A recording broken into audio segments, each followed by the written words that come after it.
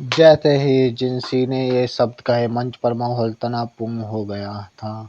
चट्टान की सीढ़ियों के आसपास अनगिनत संख्या में सोने के रंग के चूहों ने अचानक एक अजीब सी चमक पैदा कर दी। असंख्य आंखें चट्टानी सीढ़ियों के प्रवेश द्वार को गौर से देख रही थीं। उनके शरीर में सुनहरे रंग के बाल भी उगने लगे, बिल्कुल हेजहॉग की तरह दिखाई देने लगे थे।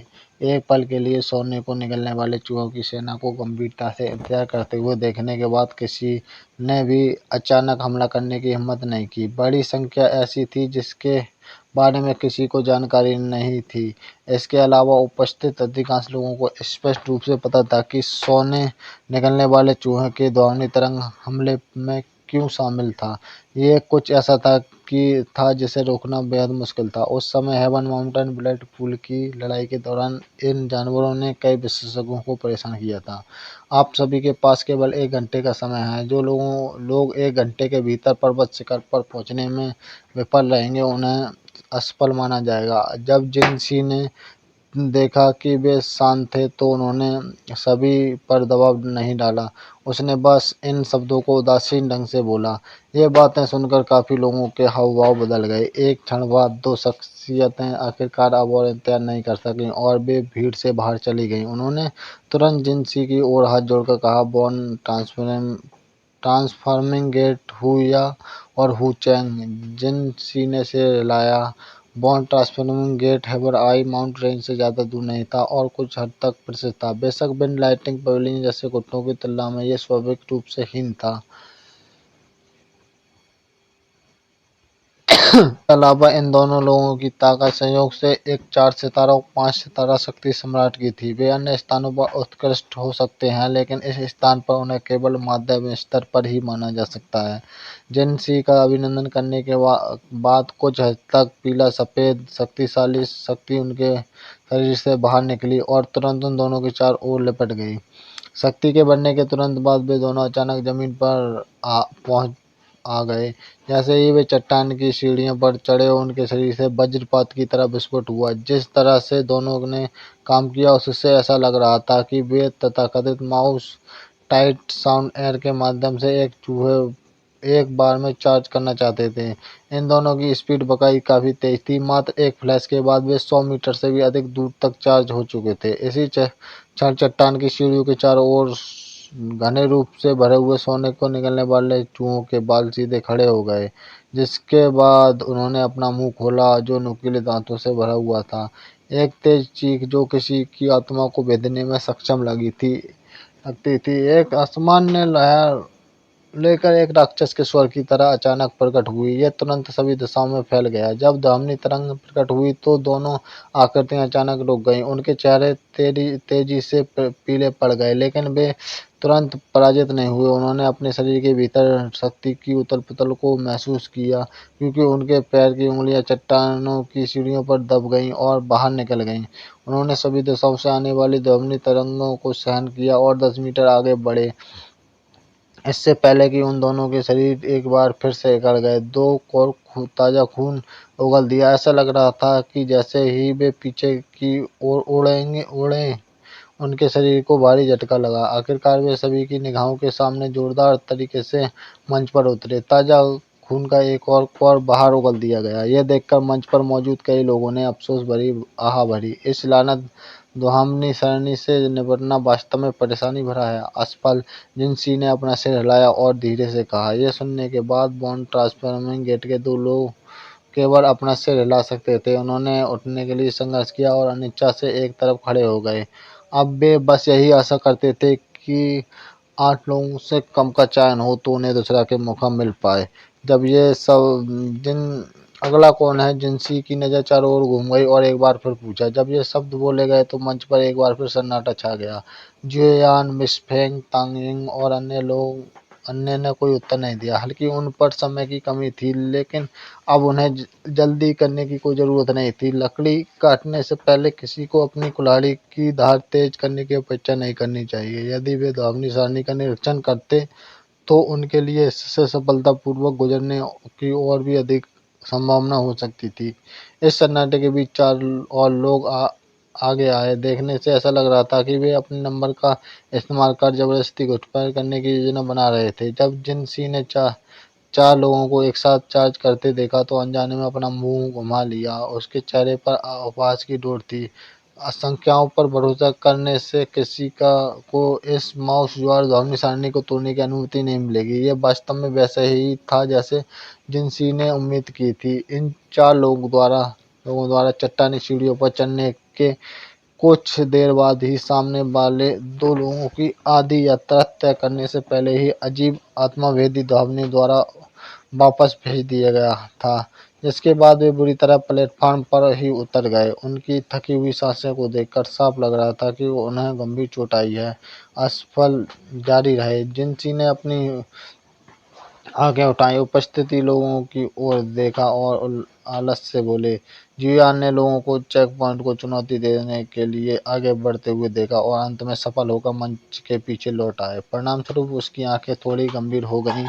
इस डरावनी सारणी की कठिनाई उसकी अपेक्षा से भी अधिक कठिन लग रही थी। पहले चुनौती देने वालों में कुछ ऐसे लोग भी थे जो सोनिक वेव दो तकनीक जानते थे। हल्की जो डरावनी तरंगें उन्हें छोड़ी थीं, वे न केवल उन्हें चेकपॉइंट के माध्यम से सफलतापूर्वक चार्ज करने की अनुमति देने में विफल रहीं, बल्कि इसके बजाय माउस ज्वार ध्वनि तरंग से हिल गईं। दो ध्वनि तरंगों के टकराने के बाद उन्होंने मुंह से खून उगल दिया और वापस उड़ गए। हालांकि वे असफल हो गए थे। प्रयास करने वालों में से एक व्यक्ति ने सबसे दूर तक यात्रा की थी। यदि उसकी ध्वनि तरंग दो तकनीक इतने सारे सोने को निकलने वाले चूहों से निकलने वाली ध्वनि तरंग का सामना करने में सक्षम होती, तो संभावना थी कि वह वास्तव में सफलतापूर्वक चार्ज हो जाता। जबकि चुनौती जारी रही, भाग लेने वाले लोग बढ़ते गए। ध्वनि सारणी का सामना करते हुए उन्हें सहन करने में लगने वाला समय लंबा हो गया। इससे काफी संख्या में लोग कुछ हद तक उत्साहित महसूस करने लगे। आखिरकार भले ही वे नहीं थे जिन्होंने आगे बढ़ने का आरोप लगाया, वे कम से कम कुछ आशा महसूस करने में सक्षम थे। किसी अन्य व्यक्ति की हार के बाद जियोयान के हाथ ने अनजाने में अपनी ठड्डी को सहलाया। इसी व्यक्ति की ताकत 7 सितारा डुओंग के आसपास थी, जो जियोयान के पीछे ताकत के समान थी। हालांकि यह व्यक्ति अभी भी ध्वनि तरंग द्वारा वापस जाने के लिए मजबूर किया गया था, जबकि वह अभी भी पहाड़ की चोटी से लगभग 100 मीटर दूर था। जब उन्होंने इस व्यक्ति को असफल होते देखा तो मंच से आह की एक और लहर सुनाई दी। तुरंत एक रंगीन आकृति धीरे धीरे आगे बढ़ी। मंच पर फोकस बिंदुओं में से एक होने के नाते मिस फेंग की गतिविधियों ने स्वाभाविक रूप से उपस्थित सभी लोगों को ध्यान आकर्षित किया। काफी संख्या में लोगों ने तुरंत ध्यान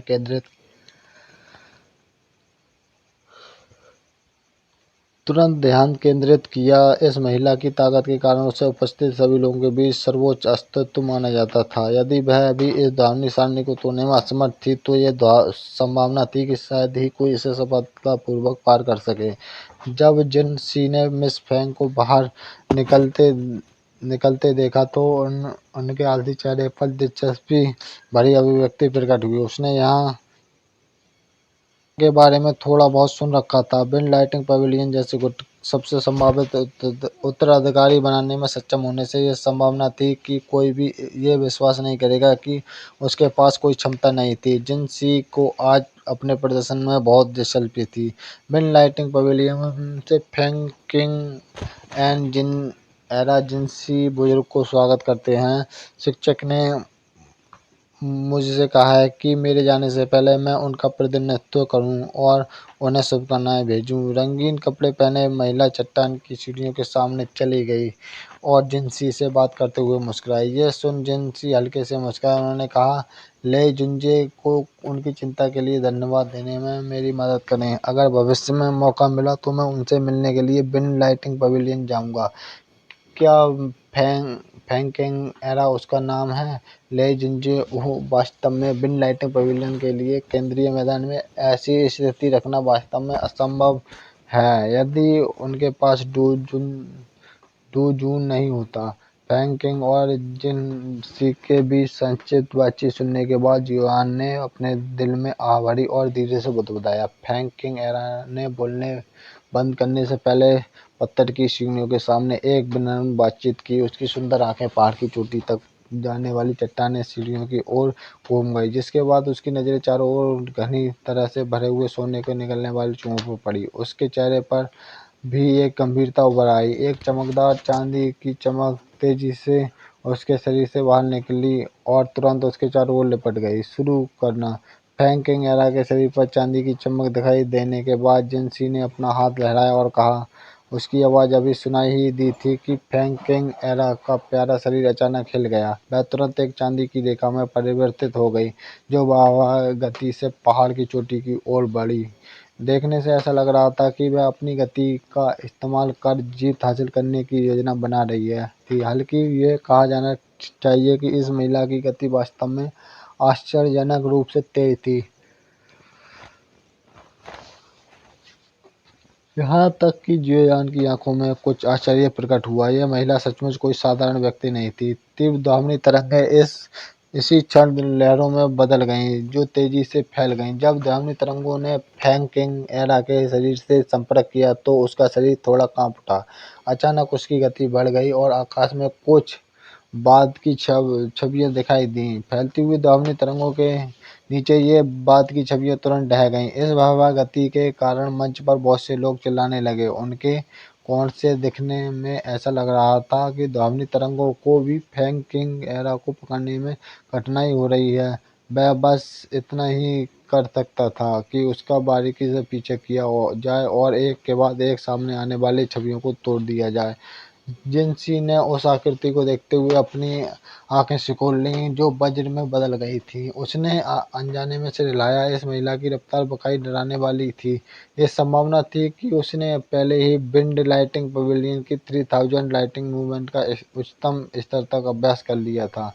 चट्टानी सीढ़ियों के सुदूर छोर पर तेज हवा की आवाज़ दिखाई दी। तुरंत फेंग किंग-एरा का प्यारा शरीर उछल गया और तेजी से एक चट्टान पर जा गिरा। उसने ऊपर से पहाड़ों के बीच में खड़े सभी लोगों को देखा। इसी समय एक तेज हवा चली और उसके लंबे बाल उसमें बह गए।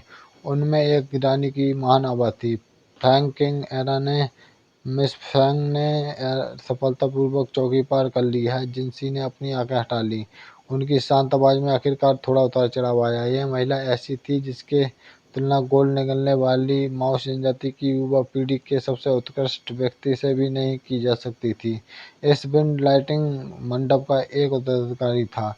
फेंग किंग-एरा चेकपॉइंट को सफलतापूर्वक पार करने वाले पहले व्यक्ति थी। इससे मंच पर मौजूद लोगों ने हंगामा शुरू कर दिया। यह विशेष रूप से तांग बांगचैन और म्यू किंग लुआन के मामले में था। चार मंडपों के सदस्य के होने के नाते वे स्वाभाविक रूप से ऐसी जगह पर पहले से हराना नहीं चाहते थे। जियान भी उस जगह की हलचल को देखकर मुस्कुराया। उसकी नज़र दूर पहाड़ की चोटी पर पड़ी और संयोग से फेंग किंग-एरा से मिल गई। दूसरे पक्षी की आंखों में जो उत्तेजक भाव था, वह पूरी तरह से उसकी दृष्टि में समा गया। बस मेरे पीछे आओ, मैं तुम्हें इसमें ले जाऊंगा। जियान ने अपना सिर घुमाया और नालायाना को देखकर मुस्कुराया। जब वह मुड़ा और चट्टान की सीढ़ियों की ओर चला गया तो उसने उसके उत्तर की प्रतीक्षा की। जब याना ने पतली पीठ देखी तो वह चौंक गई। उसने तुरंत अपने दांत पीस लिए और तेजी से उसके पीछे चली गई।